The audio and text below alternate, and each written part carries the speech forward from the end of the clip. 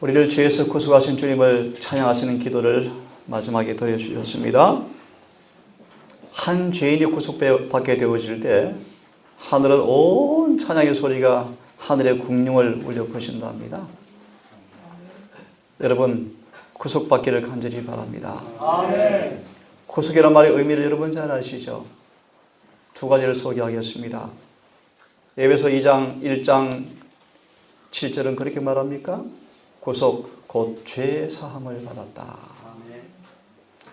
올 한 해 여러분 생에 남긴 흔적의 모든 죄가 말끔하게 용서받고 구속받는 놀라운 새 노래가 한 해 페이지에 얼룩지기를 간절히 바랍니다. 아멘. 구속이라 말의 또 다른 의미가 뭐냐 하면 죄를 그치는 것을 가리킨다 라고 예니시는 말하고 있습니다. 구속 곧 죄 사함을 받았다. 그런 의미에서 구속의 경륜이 무엇이냐 하면 조금 풀이해치면 죄가 사해져서 죄를 그치게 함으로 구원받게 되는 계획표다. 그게 구속의 경륜입니다. 오늘 저는 복음은 의에 이르게 하는 하나님의 능력이라는 제목으로 말씀을 좀 드리고 싶은데요. 사도 바울이 말한 고린도후서 7장의 말씀처럼 주의 말씀이 근심과 마음의 찔림과 고통을 준다 할지라도 잊지 말 사실은 우리를 향한 그분의 뜻이 재앙이 아니라 평안이라는 사실을 기억하시고 오히려 용기 내기를 간절히 바랍니다. 아멘. 우리의 죄를 덜추는 까닭은 여전히 사랑의 징표라고 말씀하시면서 그 죄가 있으면 하늘에 갈 수 없는 연고로 주님은 철저하게 우리를 까불고 기질하셔서 죄를 덜추어내시고 고쳐주기를 원하시는 분이라는 사실 잊지 마시고 죄가 발견될 때마다 그분의 거룩한 성령의 역사하심에 순복하는 겸비한 종 되기를 아울러 간절히 바랍니다. 로마서 1장을 중심으로 이 시간 저는 복음은 의에 이르게 하는 하나님의 능력이라는 제목의 말씀을 드릴 텐데 다시 한번 한 정언을 두 번 읽어드리고 말씀을 드리고 싶은데요. 이 말씀이 큰 부담으로 와닿을 때 기도로 호응하기를 간절히 바랍니다. 현대 진리를 인도하는 제7일 안식일 예수 재림교인 중에서 대다수가 거의 너 준비를 받기에 부적합하다. 교회정원 1권 466페이지 말씀입니다. 또 한 말씀이 있습니다.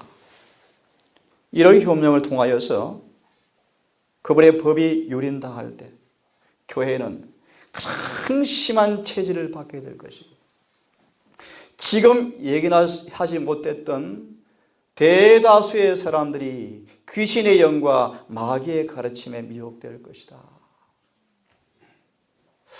지금 아직 은혜 받을 만한 때라는 사실을 기억하시고 올 한 해 다시 한번 결심하시면서 충분한 이른비의 경험을 여러분 반드시 하기를 간절히 바랍니다. 아멘. 이런 어쩌면 암담한 예언의 말씀 앞에 이 예언이 여러분의 삶에 이루어지지 않는 예언 되기를 바랍니다. 아멘. 이런 말씀까지 있네요. 오늘날 대다수의 사람들은 흐물과저로 죽어 있는데 늦은 비는 올 것이고 큰 소리 외치면 올 것이고 지나갈 것인데 대다수의 사람들은 그 사실을 인지하지 못할 것이다. 교회정원 6권 426페이지 말씀입니다. 지금 우리를 받아주시는 은혜의 때에 살고 있음을 감사하시고 아멘. 은혜의 보좌 앞에 긍휼과 때를 따라 돕는 은혜를 얻기 위해서 더 큰 열심으로 정진하시는 한 해가 되기를 간절히 바랍니다. 아멘.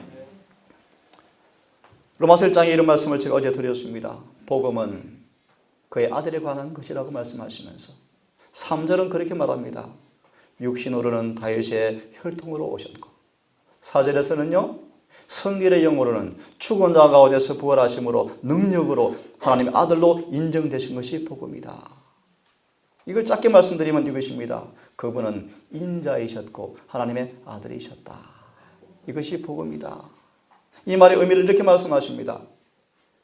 인자로서 우리에게 순종할 모범을 보여주시고 하나님의 아들로서 우리에게 순종할 능력을 주시는 분이시다.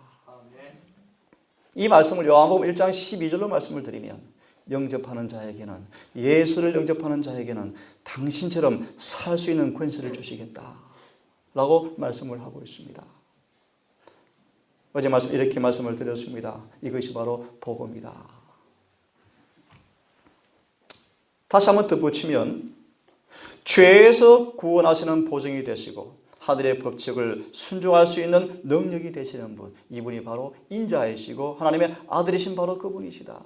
이분이 복음이다 라고 말씀을 하고 있습니다. 이거 소망 1장으로 요약해드리면 임마누엘, 우리와 함께 계시는 하나님. 결론을 말씀드리면 구원은 여러분 속에 임마누엘이 내재하시면 구원이 이루어질 것입니다. 죄에서 해방될 것입니다. 이 말씀이 이루어진다고 말씀하십니다. 내가 저희 가운데 두루 행하여 그하여 두루 행하여 나는 저희 하나님이 되고 저희는 나의 백성이 되리라. 임마누엘을 풀이한 말씀입니다. 이 안식일 이 임마누엘 주님께서 여러분 속에 거하고 두루 행하심으로 여러분의 하나님이 되기를 아울러서 간절히 바라겠습니다. 아멘. 이 말씀 이렇게 요약하고 오늘 주제로 넘어가겠습니다. 로마서 1장 3절과 4절은 이렇게 요약되어집니다. 그리스도는 하나님의 아들이셨지만 인간의 아들이 되신 것은 인간의 자녀들이 하나님의 자녀가 되도록 하기 위함이었다. 그리스도는 영이셨다. 그러나 육신이 되신 것은 육신인 인간으로 하여금 영이 되도록 하기 위해서였다. 그리스도는 오직 신성만을 가지셨지만 인성에 참여한 까닭은 오직 인성만을 가진 우리가 신의 성품에 참여하는 자가 되기 위해서 그분이 인간이 되셨다라고 말씀을 하고 있습니다. 한마디로 말합니다. 그분이 왜 인자이셨고 하나님의 아들이셨는가? 우리로 그분의 자녀가 되기 위해서라고 말씀하시면서 나아가서 우리로 하여금 신의 성품에 참여자로 삼기 위해서 그분이 인자가 되었다고 성경은 말하고 있습니다. 이것이 뭐다? 복음이다. 복음이 이루어진 모습을 이렇게 설명합니다.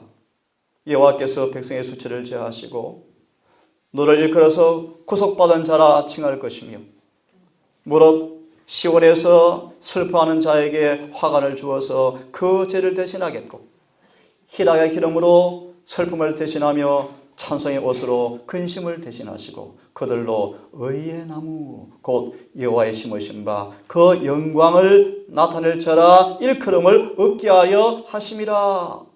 이 말씀 속에 복음을 통해서 이루어지는 내용이 서술되어 있습니다.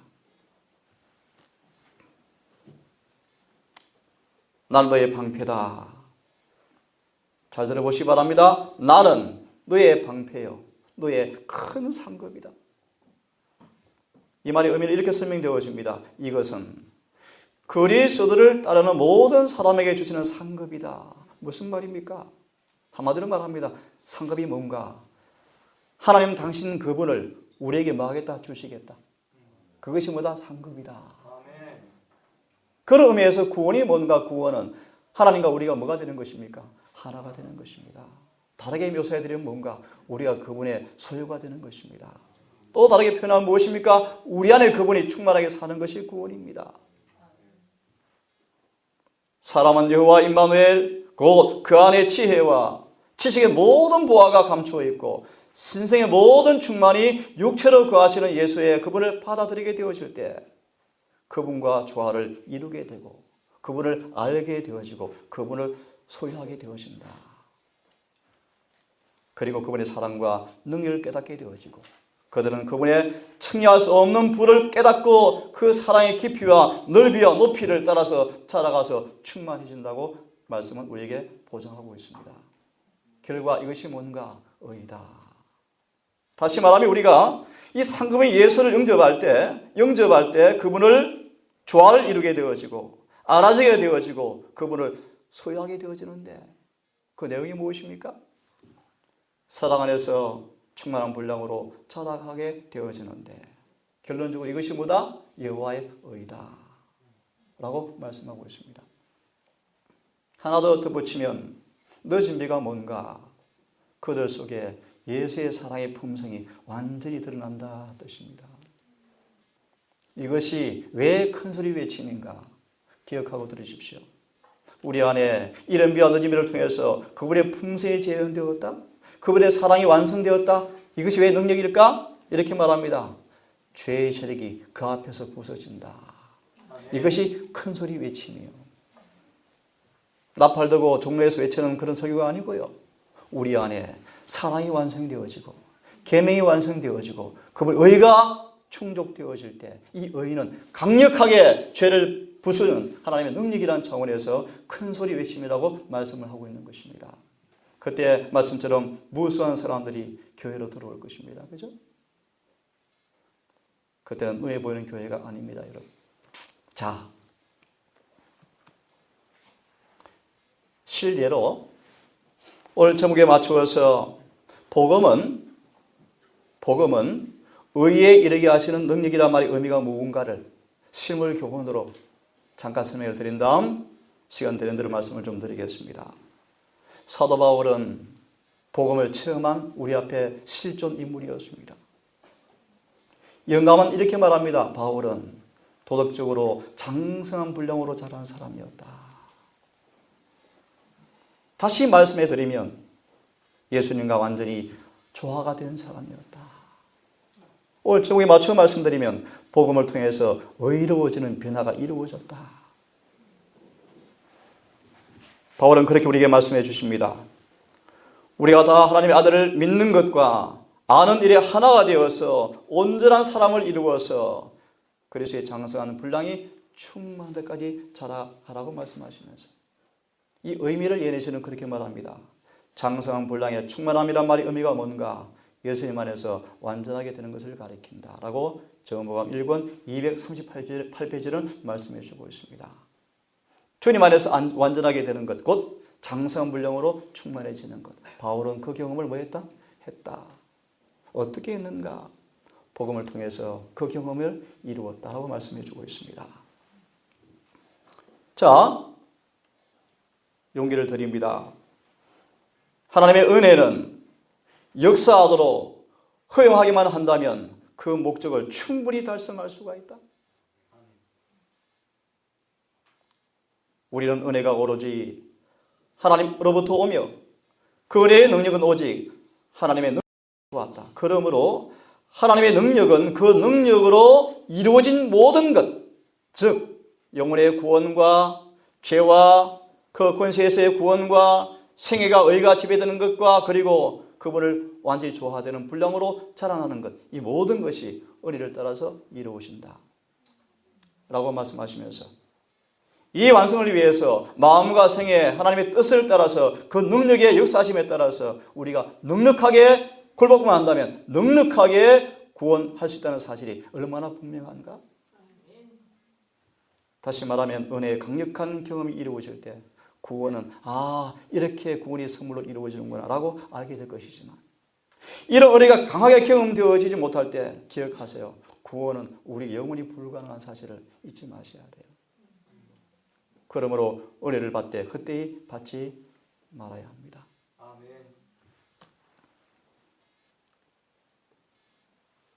예수님 안에서 장성한 분량으로 자라가고 있는 사람들은 예수님은 그렇게 말씀하십니다.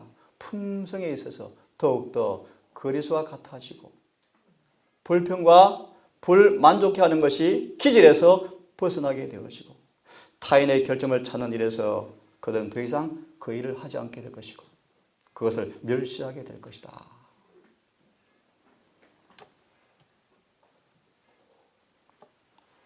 한 말씀 더 들고 바울에 대한 말씀을 드릴게요. 우리는 에녹처럼 항상 주님을 앞에 모시고 살아야 한다고 말씀하시면서 이렇게 행하는 사람들은 에녹처럼 주님과 동행할 것이고 알지 못하는 사이에 저희는 아버지와 하나가 되어지고 아들과 하나가 되어진다. 다시 말합니다. 에녹처럼 항상 주님을 모시고 사는 사람들은 그들이 알지 못하는 사이에 어느새 아버지와 아들과 조화가 이루어진다. 이게 이른비의 경험이 이른비의 경험. 날마다 변화가 마음과 심령 속에서 일어나고 자연적인 경향과 자연적인 길로 그분의 방법이 성령을 따라서 내 삶 속에 습관처럼 형성이 되어진다. 영적 지식이 충만해지고 날마다 장상불량으로 자라가는데 그들은 세상에서 그분의 품성을 반사하고 참 엄숙한 말이요. 저희가 그 안에 거하고 그가 저희 안에 거하는 사실을 세상이 알게 됐다. 알게 된다. 빛은 숨기지 못할 것이라. 아멘.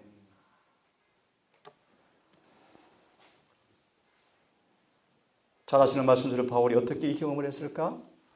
빌립보 3장의 말씀이죠. 내게 유익하던 모든 것을 그리스도를 위하여 다 해로 여길 뿐더러 모든 걸 해로 여기면 오직 내 주 그리스도 예수를 아는 지식이 가장 고상함을 인함이라 라고 말하면서 9절은 그렇게 말합니다. 그 안에서 발견되려 함이니 내가 가진 의는 율법에서 난 것이 아니요 오직 그리스도를 믿음으로 말미암은 것이니 곧 믿음으로 말미암은 의라. 짧게 주석한 바울은 예수님이 그 안에 충분히 거하고 사셨습니다. 바울의 전부가 그분이 되셨습니다. 아멘. 다시 말합니다. 그의 생각, 그의 전 존재를 주님께 헌신했습니다. 결과로 바울은 고백합니다. 의를 체험했다. 의로워졌다. 다시 한번 설명해 드리겠습니다. 바울은 마지막 순교 장면에 이렇게 묘사합니다. 그의 음성은 하늘의 음성처럼 들려왔다.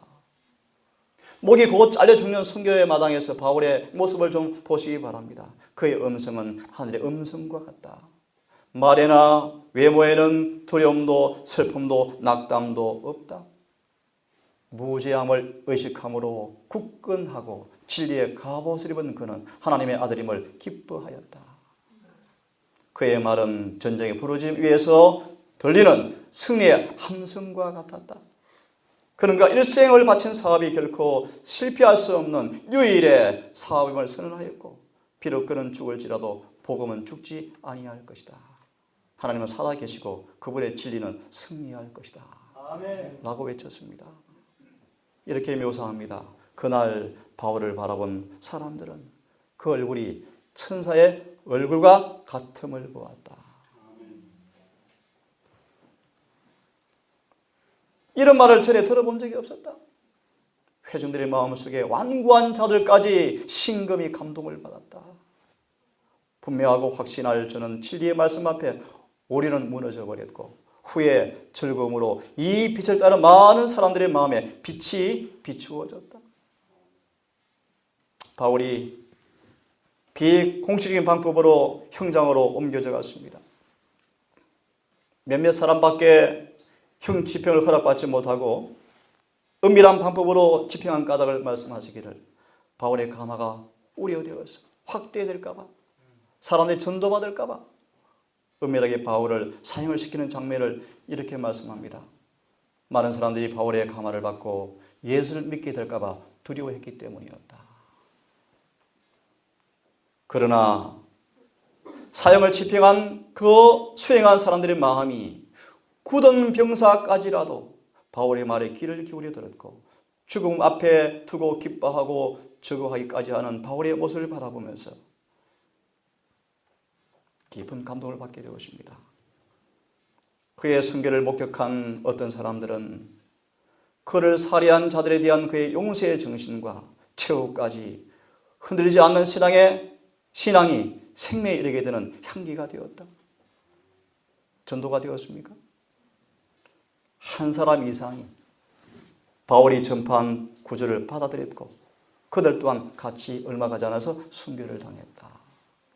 이 바울의 모습이었습니다. 어둠에서 빛이리라 하시던 그 하나님께서 예수 얼굴에 있는 하나님을 영광을 아는 빛을 우리 마음에 비추었다고 말하면서 바울은 그렇게 말합니다.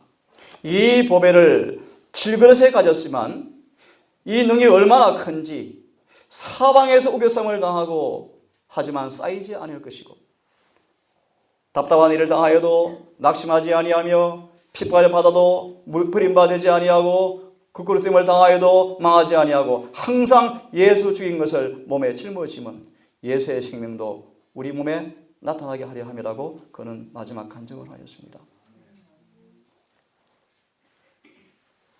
바울의 얼굴에 표현된 하늘의 평화가 많은 영혼들을 복음으로 인도하였다.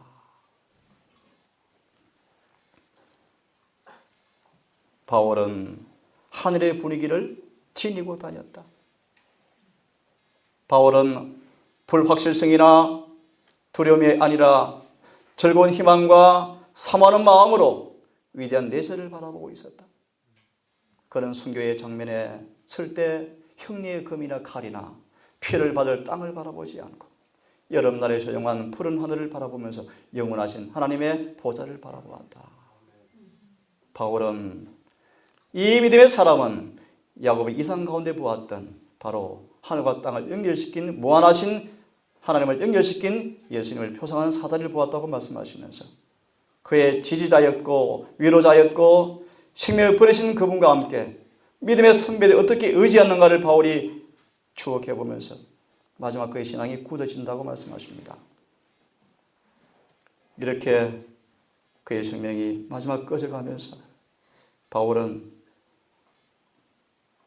나의 의리한 자를 내가 알고 신앙을 위해서 그들의 생명을 버린 이들은 저희가 신뢰할 수 있는 그분께서 온전히 구원할 수 있다고 선포한다. 이게 바울의 마지막 장면이었습니다.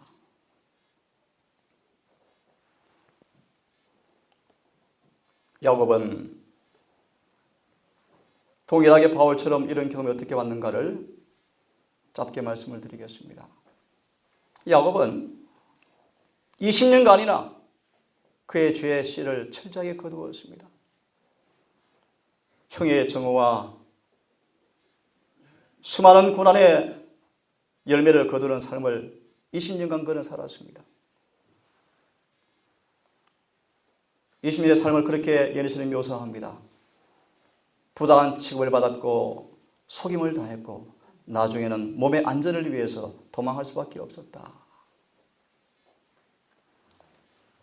또한 두 번째로 그 자신의 죄의 삶이 뿌린 씨가 되어서 자신의 아비의 속성이 아들들에게 악한 면으로 나타날 때 야곱은 두 번째 수확을 거두었다. 무슨 말입니까? 이것은 모두 인생에 있어서 보응이 있다는 사실을 여실히 증명해 주고 있다. 다시 말하면 참 쓰라린 정말 돌이킬 수 없는 무서운 경험이었습니다. 죄는 반드시 결과가 나타납니다. 이 말씀 왜 드리는가 이해하시고 들으십시오. 하지만 이곳에 복음이 있다는 사실을 미리 알기를 간절히 바랍니다. 하나님께서는 이렇게 말씀하셨다. 내가 영원히는 다투지 아니하고 내가 장구에는 노하지 아니할 것은 나의 지은 그 영혼이 혼과 마음이 쇠피할까 공비할까 내가 염려하노라. 무슨 뜻인지 아시겠습니까? 야곱을 고난의 품으로 허락하신 그분께서 그를 그 불꽃은 그를 사르기 위함이 아니었고 그를 사랑하셔서 연단하기 위함이라는 사실을 말씀하시면서 우리에게 잠시 노하는 모습으로 진노의 일들을 허락하시겠지만 그 진노가 우리를 공비할까 봐 염려하시면서 측은하시면서 우리를 여전히 사랑하시는 그분의 모습을 성경은 그렇게 말씀하고 있습니다. 뒤에 부분을 봅니다. 내가 그 길을 보았은즉 그를 고쳐줄 것이라. 그를 인도하여 그와 그의 슬퍼하는 자에게서 위로를 다시 얻게 하리라. 나 여호와가 말하노라. 평강이 있을지어다. 평강이 있을지어다. 내가 그를 고쳐주겠다고 말씀하십니다. 자, 야곱을 좀 봅시다. 야곱은 그런 고난 중에서 압도당하지 않고 회개하고 자신이 형에게 지은 죄를 속죄하기 위해서 노력하였다. 아멘. 그리하여 이 야곱은 분노한 에서에게 죽임을 당할까 두려움을 느끼게 되었을 때 하나님께 도움을 구하였다. 성경 말합니다. 야곱은 천사와 힘을 겨루어서 이기고 울며 그에게 간구하였다. 거기서 야곱에게 하나님께서는 축복하셨다고 말씀하십니다. 보실래요? 죄 사함을 입은 야곱은 하나님의 능력을 입어서 더 이상 대신 들어 앉는 자로서가 아니요 하나님과 함께 한 왕자로서 일어섰다. 그는 단순히 그의 경노한 형으로부터 구원받은 것이 아니라 자기 자신으로부터 구원함을 받았다. 그의 본성에 있던 악의 세력은 깨어져 버렸고 그의 품성은 변화가 되었다. 만년에도 빛이 있었다. 야곱은 자신의 일생을 회고하면서 하나님께 붙으시는 그 능력, 나면서부터 지금까지 길러주신 그분의 능력을 인정하시면서 모든 환난에서 건지신 그분을 능력을 인정하시면서 찬양한 모습으로 만년을 마무리했다고 예언에서는 우리에게 말씀해 주고 있습니다. 뒤에 부분을 좀 읽습니다. 야복 강가에서 씨를 받은 그날 야곱은 그날 밤부터 다른 사람이 되어버렸다. 자기의 과실은 뿌리채 뽑혀버렸고 그때 이후로 어릴 때 교활하면 더 이상 나타나지 않았다. 술책과 기만 대신에 그의 생애는 단순함과 진리로 특징 지워졌고 전능하신 팔의 단순한 믿음으로 의지하는 공간을 배웠고 시련과 고난 중에서도 그분의 품성에 그분의 뜻에 겸손히 복종하였다. 품성의 비열한 요소는 풀무 속에서 타서 없어지고 마침내 정금처럼 정령케 되어서 아브라함과 같은 믿음에 뚜렷하게 야곱에게도 믿음이 나타났다. 아멘. 짧게 실례를 들었습니다. 바울과 야곱의 모습이었습니다. 이것이 뭡니까? 복음을 통해서 의가 체험된 신뢰를 말씀을 드렸습니다. 같이 읽어보겠습니다. 시작. 내가 복음을 부끄러워하지 아니하노니 이 복음은 모든 믿는 자에게 구원을 주시는 하나님의 능력이 됨이라. 첫째는 유대인에게요, 둘째는 헬라인에게로다. 한마디로 말합니다. 아무런 차별이 없다. 복음은 누구든지 예수를 믿으면 다 구원해 주는 능력이 된다고 말씀을 하고 계십니다. 이 말의 의미를 먼저 베드로전서 1장 22절을 주석했습니다. 성령의 감동하에서 베드로는 그리스도인들이란 누구를 가리키는가? 진리를 순종함으로 영혼을 깨끗하게 한 사람들이라고 정의하였다. 우리의 일에 쏟은 믿음과 사랑은 그냥 그대로 우리 일 속으로 가져오는 능력이 될 것이다. 인간의 마음에 영향을 미치고 인간의 마음을 밝게 해주시는 하나님의 성령께서 하나님을 믿는 믿음을 창조하신다. 성경에는 믿음을 하나님의 선물이라고 말씀하신다. 그것은 숨은 보화를 찾듯이 진리를 찾는 사람들에게 마음을 밝게 해주고 구원에 이르게 하는 능력이 되어진다. 같이 읽습니다. 시작. 하나님의 영은 진리로서 마음에 깊은 인상을 남긴다. 복음은 구원에 이르게 하는 하나님의 능력이라고 불리운다. 왜냐하면 하나님만이 진리를 가지고 영혼을 성결케 하는 능력을 만들 수 있기 때문이며 그분만이 십자가의 승리가 되게 할 수가 있기 때문이다. 아멘. 복음이 왜 능력이라고 말씀하십니까? 하나님의 진리만이 영혼을 성확케 하는 능력을 만들 수 있기 때문이다. 베드로전서 1장 22절의 말씀으로 말씀을 드렸습니다. 복음이 무엇인가? 이런 차원의 말씀을 좀 한번 생각해 봤으면 좋겠습니다. 우리는 전해야 할 복음을 가지고 있다. 그것은 인간의 모습으로 오셔서 사시면서 슬픔의 사람, 악인의 손에 잡혀간 지옥의 사람, 부활하신 그분, 성천하사 인간의 변호사로 서신 하나님의 아들, 이것이 복음이며 다시 오실 바로 그분이 우리가 전할 복음이다. 아멘. 라고 우리에게 말씀해 주고 있습니다. 복음이 뭔가? 예수를 믿는 것이 뭔가? 짧게 말합니다. 말과 행동 속에서 예수의 품성이 재현되는 것을 말한다. 이렇게 설명하고 있습니다. 이 기독교는 그분의 생애와 품성에 계시가 되어진 그 품성이 말씀을 통해서 우리 삶 속에서 드러나는 것이 바로 복음의 능력이다. 라고 말씀해 주고 있습니다. 다시 말해 복음의 능력이 뭔가? 인간으로 사시면서 예수의 생애 속에 전개되어진 그 동일한 품성이 우리 속에 진리가 자리 잡게 되어질 때 나타나는 것이 뭐다? 복음의 능력이다. 라고 말씀을 해주고 있습니다. 복음의 능력이 뭔가? 뒤에 부분만 봅니다. 이 복음의 능력이 우리의 마음을 깨우게 되어질 때 인간의 교만은 낮아져 버리고 세상의 쾌락과 권세와 지위는 가치가 없게 되어진다. 이것이 뭐다? 복음의 능력이 체험되어지는 것이다. 아멘. 라는 사실 이렇게 말씀을 하고 있습니다.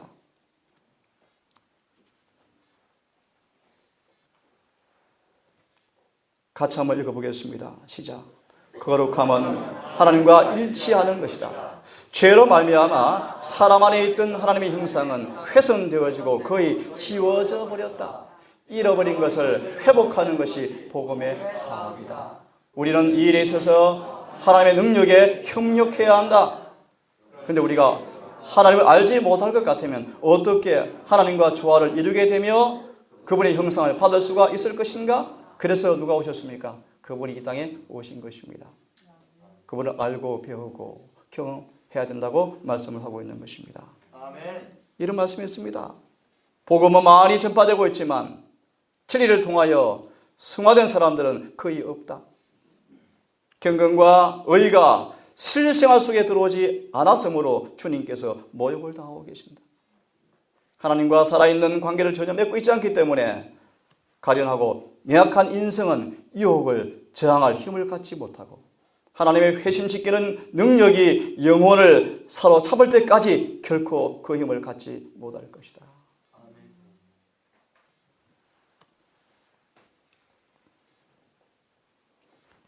이 말씀은 좀 어려운 말씀인데요. 조금 넘어갑니다.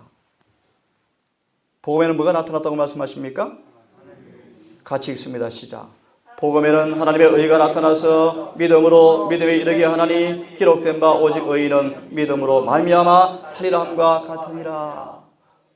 복음에는 뭐가 나타났다고 말하죠? 의가 나타났다.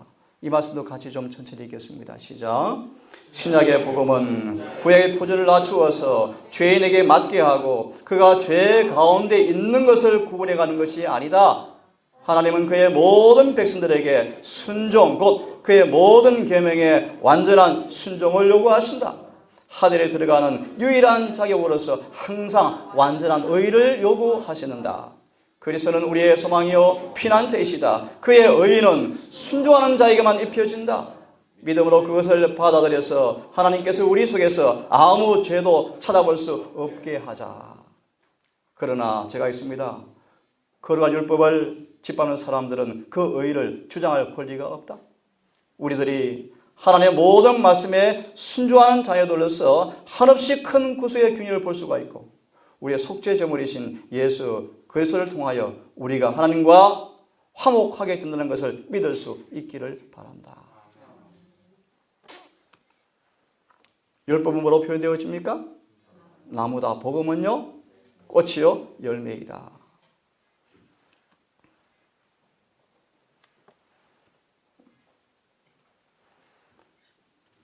이 말씀도 중요한 말씀 한번 같이 또 읽어보겠습니다. 그분의 희생을 통하여 시작. 그분의 희생을 통하여 인간은 그 앞에 있는 모든 이상에 도달할 수 있게 되었고 마침내 너희도 그 안에서 완전하니라 라는 말씀을 듣게 되었다. 그 완전은 우리 자신의 의를 가지고 되는 것이 아니라 우리를 위해서 그분이 역사하신 의 때문에 되는 것이다. 우리의 불완전은 더 이상 보이지 않는다. 이는 우리가 그리스도의 완전을 입었기 때문이다. 굉장히 중요한 진리의 말씀이죠. 어떻게 일이 경험되어질까?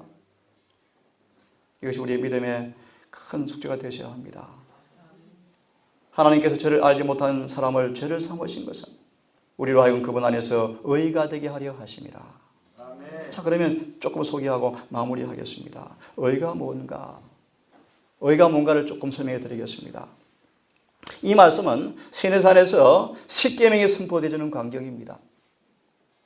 백성들은 공포에 짓눌렸고 그 말씀의 무서운 능력을 떨리는 마음으로 감당할 수 없는 것처럼 보였다. 왜냐하면 기억하세요. 하나님의 의의 대원칙이 그들 앞에 제시가 되었다. 하나님의 의가 무엇입니까? 거룩한 십계명이 선포되어 때 예레미야는 말하기를 하나님의 의의 대원칙이 제시가 되었고 그들은 전혀 없이 죄의 가증함을 깨닫게 되었고 그분의 목전에서 저희 자신의 죄를 통절히 깨닫게 되었다. 하나님의 의가 무엇입니까? 십계명, 율법, 그것이 뭐다? 하나님의 의다. 이 의가 나타난 광경을 방금 들었습니까? 백성들은 공포에 짓눌렸고 무서워 떨었다. 왜요?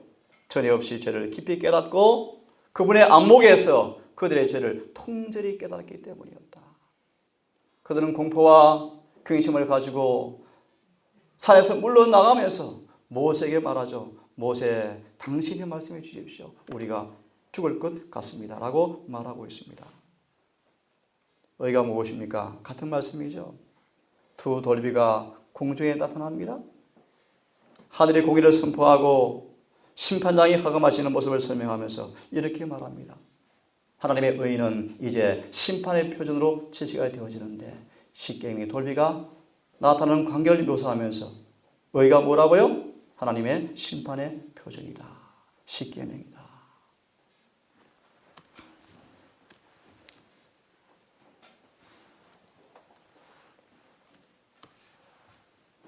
이 말씀은 좀 정리하는 차원입니다. 다시 같이 읽습니다. 시작. 의인은 거룩하고 하나님과 같이 되는 것이다. 그래서 하나님은 사랑이시다. 의인은 하나님의 율법과 일치가 되는 것이다. 왜냐하면 주의 모든 계명이 의로우며 사랑은 율법의 완성이기 때문이다. 의인은 사랑이며 사랑은 하나님의 빛과 생명이며 하나님의 의인은 그리스도를 통하여 실현되어진다. 그러므로 우리는 그분을 받아들임으로써 의의를 얻게 되어진다. 다 이해하는 말씀이죠. 이 말씀을 읽고 제가 끝내겠습니다. 한번 잘 들어보십시오. 복음은 의의를 가져다 준다. 하나님의 의의는 하나님의 행위이고 하나님의 길이다. 하나님과 조화되기 위해서 하나님의 길을 나의 길로 삼아야 한다. 복음으로 이 길을 우리에게 나타내 보여주었을 뿐 아니라 복음은 하나님의 길을 말씀하셨고 있으며 이 길은 하나님의 능력이다. 성경은 하나님의 길을 우리에게 이루어 주시는 하나님의 뭐다? 능력이다. 성경은 하나님의 길을 말씀하셨고 말씀하고 있으며 이 길은 의를 선포하고 있는데 십계명에 이 길이 요약되어 있다. 마태복음 6장 인용하십니다. 이 의가 왜 필요한가? 왜 의가 필요한가? 의는 뭐다? 생명이다. 그러므로 하나님의 의를 가진 사람은 세상에서 미래에서 모든 것 곧 영생을 소유한 사람이라고 말씀을 하고 있습니다. 아멘. 로마서 1장 16절 17절을 다시 한번 읽고 마무리하겠습니다. 성경을 다시 한번 펴시기 바랍니다. 로마서 1장 16절 17절 성경을 읽습니다. 다시 다 같이 내가 시작. 내가 그리스도의 복음을 부끄러워하지 아니하노니 이는 그 복음이 믿는 모든 사람을 구원에 이르게 하시는 하나님의 능력이 되기 때문이라. 첫째는 유대인에게요 둘째는 헬라인에게로다. 17절 복음에는 하나님의 의가 나타나서 믿음에서 믿음에 이르나니 오직 의인은 믿음으로 말미암아 살리라 함과 같으니라. 이 안식일에 하나님의 능력이 여러분 속에 의가 창조되어지고 또 이루어지는 그분의 역사를 체험하기를 간절히 바라겠습니다.